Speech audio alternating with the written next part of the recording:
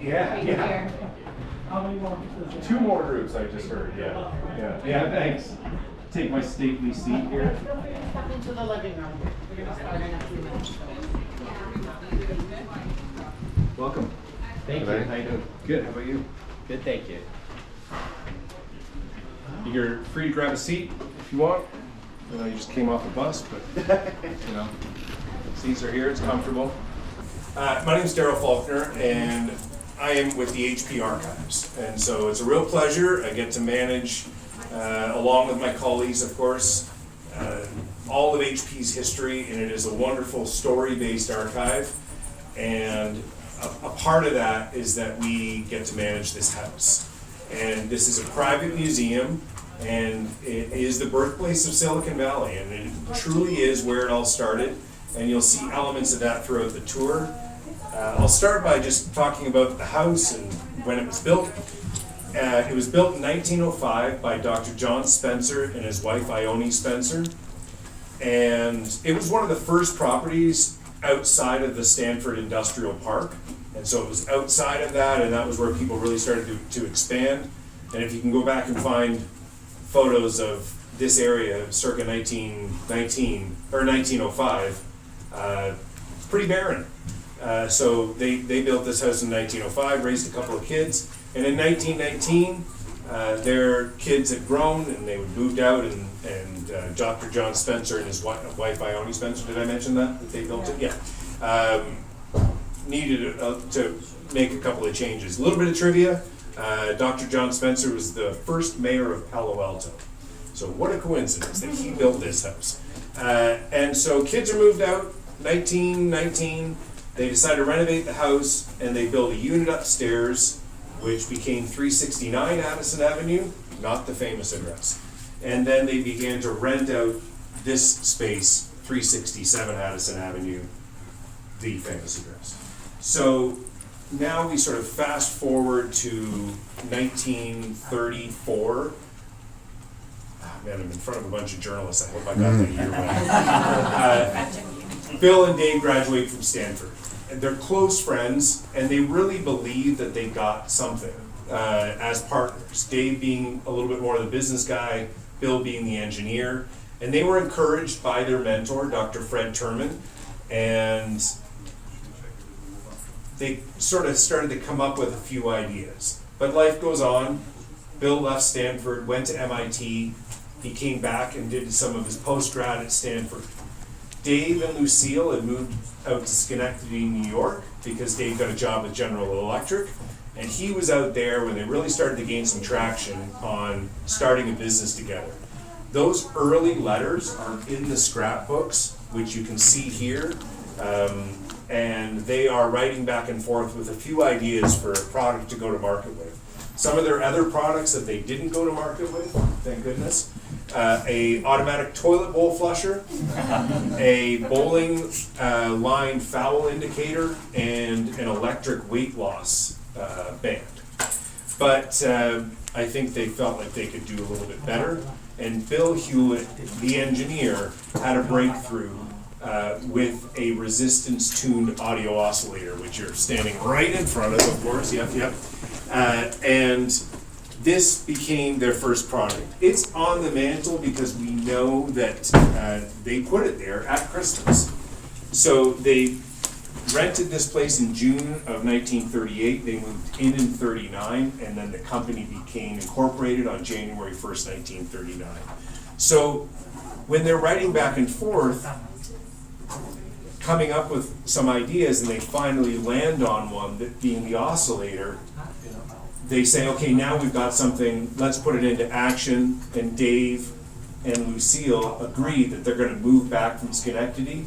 Dave took a leave from General Electric to give this a go. In the event that it didn't work out, he could go back to his job at GE. We know how that decision worked out. And I'll just get you guys to step to the side there, if you will. And so the breakthrough on the oscillator, it wasn't a product that they invented. It had been invented before, but Bill made it better. So it measures sound frequency, and up until this, you could only measure that sound frequency by listening. And Bill thought, what if I put a light bulb behind that became the secondary measurement for the sound frequency? So the light bulb would get brighter as they're trying to tune it, and now you've got two measures of frequency, listening and sight. And so that was really the breakthrough on the oscillator, and that's what gave them the courage to go, okay, we've got something here, let's put it to market. Dave and Lucille are packing up, ready to go, and Bill says, I gotta look for a place to rent. Goes and sees a few places, and then comes to this place and rents it on the spot. Any guesses on what the rent was? There's no wrong, I mean, there are all kinds of wrong answers, but you can put anything out there. The rent in 1939 was, somebody just give me something. $20. You're not far off. Hey, 45. And they split it. Yeah. 20. Yeah. Sorry, So it worked out because Bill said, you know, there's room in here, and you'll see when we get into the dining room. Dave and Lucille, you can sleep inside, and there's this cute little bunkhouse out back. I'll sleep there. Remember, they're in their 20s, right? So they're bootstrapping it, being resourceful, and it worked out enough. And Bill said, and it's got a shop. Anybody else would have called it a garage, but they saw the vision right away, and he immediately started calling it a shop. A couple of cool things before we leave the living room are these two pictures on the mantle, taken here at the house in 1938-39.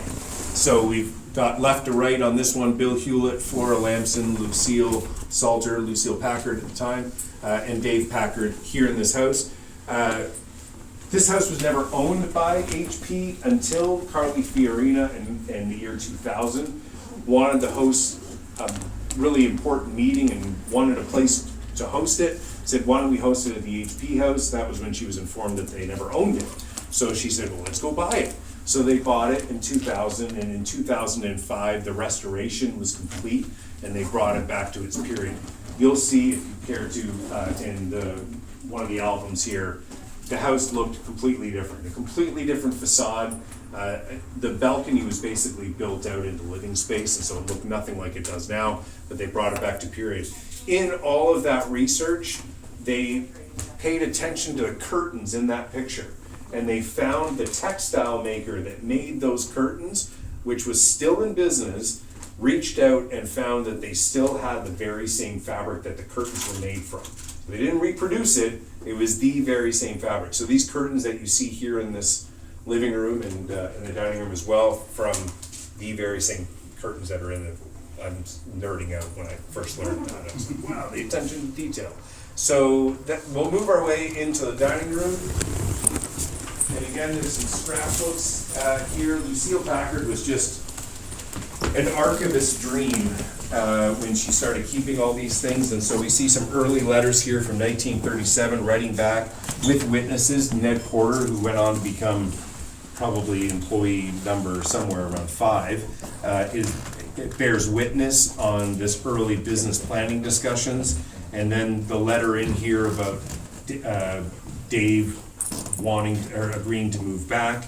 And then there's some early pictures here. Here's a picture of the garage in 1939, and some early mentions in the press, graduation photos here, and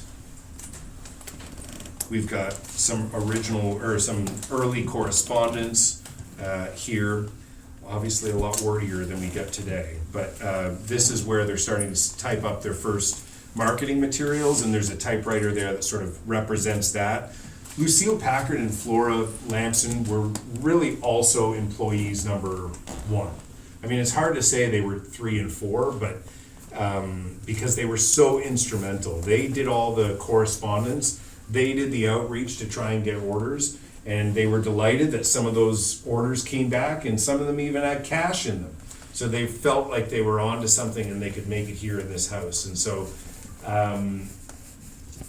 as the story went, Dave and Lucille slept in the dining room on a Murphy bed, which is right over there, and they would move the dining room table to the side, and they would fold out that Murphy bed, and that's where Dave and Lucille slept, because there's no other bedroom here. And then we'll see when we get out back that Bill said, I can live in the bunkhouse, And if you see some of these pictures on this album here, you can see it's all basically about the restoration. And there's a picture in there, I don't know if it's the picture or the page before or not, but boy, the bunkhouse that we're about to see, it looks like a stiff wind could have blown it over. So it was, maybe it's the ones after that. Yeah. Anyways, you're welcome to thumb through it, and it's pretty, you can kind of see remnants of it there. So you're all welcome to follow me. It's going to get a little tight because we're making our way into the kitchen. Also an important room on the tour. Hey, you can come through here if you haven't.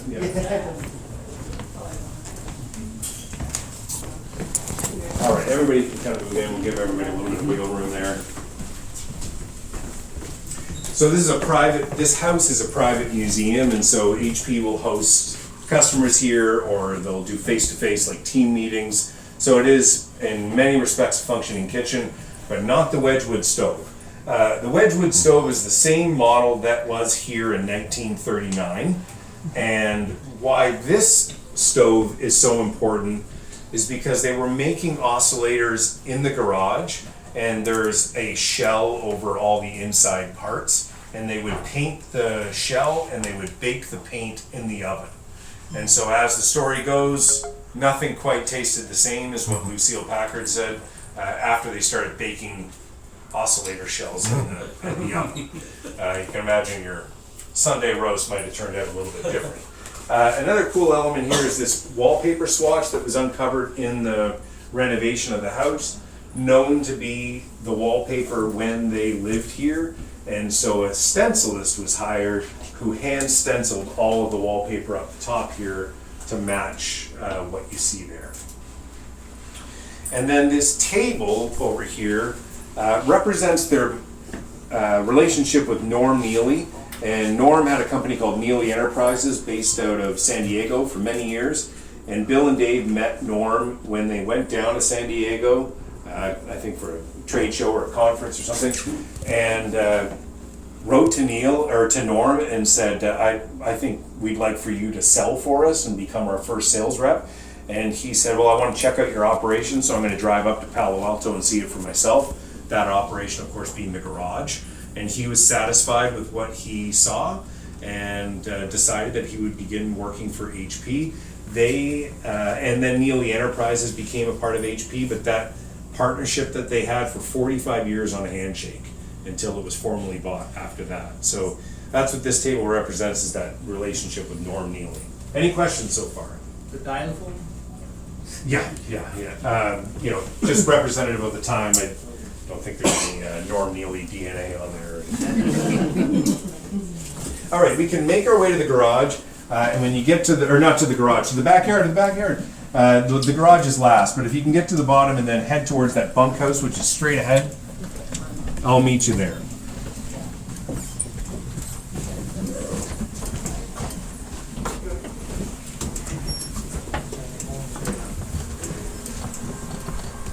All right, we'll bring everyone over here to this bunkhouse. And I'll just allow you to all sort of take turns because it is tight in there. But again, this is where Bill Hewlett said, I can live in here, it's fine. There was a sink and a cot, pretty modest. But it might have been a bit different, 1939.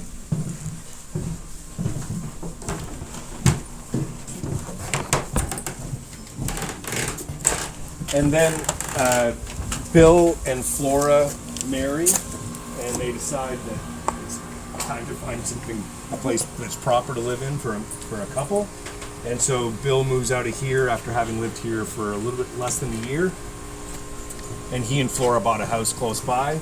And then this bunkhouse, which was Bill's bedroom, became their first office. So they're no longer needing the dining room table to type up all their correspondence, and that's what the desk in there represents. And there's again some sort of early copies of the marketing and advertisements that went out as well, and some cool period artifacts in there. And so still you've got Flora and Lucille basically running the business marketing and sales, and of course Dave being the business guy at sort of a higher level. Then after living here for about 18 months, they moved the operation to 395 Page Mill Road, and then years later moved to 1501 Page Mill Road, which is where they are today. But it all began here. So we can make our way, at your own time, you're welcome to take pictures in there, of course, but we'll make our way to the garage.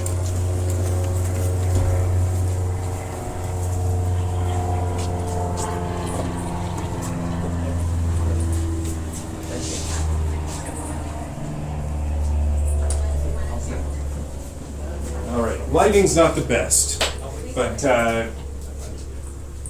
we have a 12 by 18 foot garage. The concrete floor, they did have a concrete floor then, so I like to think of this as HP's first lab, and it very much was.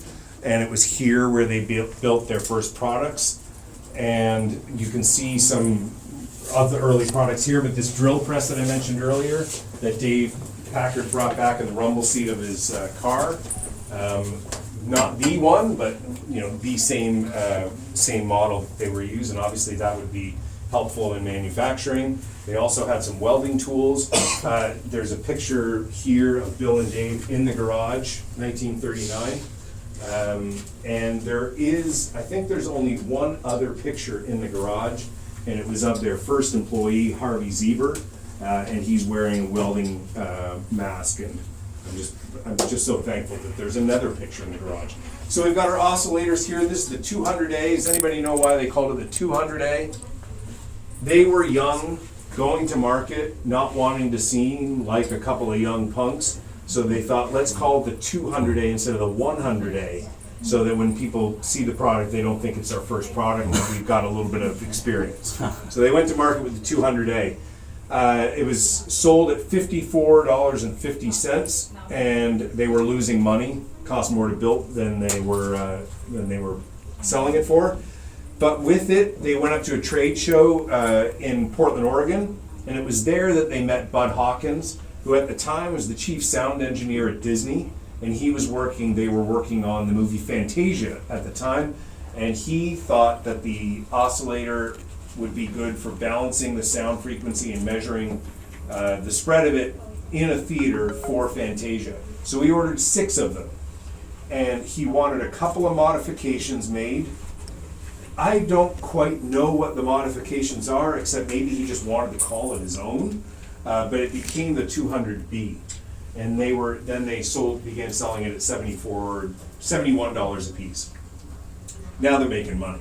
But the 200A is their first product, but the 200B is really what gave them that springboard to say Disney's a client, and they used our product, and they could now go to market and be a little bit more braggadocious even.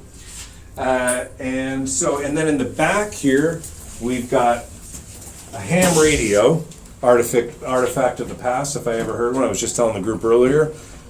WhatsApp. That's basically what we're talking about here. Bill Hewlett was a big ham radio enthusiast, and for decades there was a ham radio club at HP, and there were so many clubs. It's my favorite thing about HP was the community, and there were clubs and leagues. There's a really wild picture of the HP women's bowling team, and they're all standing in a row, and they've got HP branded bowling balls. They all look so lovely. And so Bill was a big ham radio enthusiast, and how do we know that he used a ham radio in here? When the renovation was happening, they discovered this wire coming out of the garage, and if you were to go out back, you would see that it is actually an antenna for the ham radio, and that was Bill's antenna when he operated his ham radio in here. So nice that they took a little bit of time for their own hobbies while also building oscillators. There's a collection in here of different models. You saw the A and the B up on the shelves there. There's some C's and D's, and they went on to make oscillator products for about 30-40 years after the fact, but it all began here. And that's why it's called Birthplace of Silicon Valley. Really the first big company in this area. And when you think about it, the sort of the saying of a garage startup, this is the origin. And to me, it's a very fascinating story to see what it's become today. And from here, having been here for about 18 months, they made about 100 oscillators while they were here, and then they moved to 395 Page Mill Road. And in those photo albums, there's some pictures from those days. And then from there, they moved to 1501 Page Mill Road, which is where they are today. So that's your journey from a couple of kids who recently graduated from Stanford, starting here in this garage and making HP what it is today. So thank you. Thank you. I'm here for questions. Take all the pictures you want, and I'll be happy to answer any questions. If any of you needed any photos from the archives, you can just reach out to your media representative, and they can reach out to us. If you want to go Who was there helping? Fred Turman. Yeah, TMDRMAN. Yeah. He gave him a grant of $500, which is worth about $10,000. So he was his first angel investor. Yes. Yeah. You can look at it that way. Yeah, he believed in them, and he went there.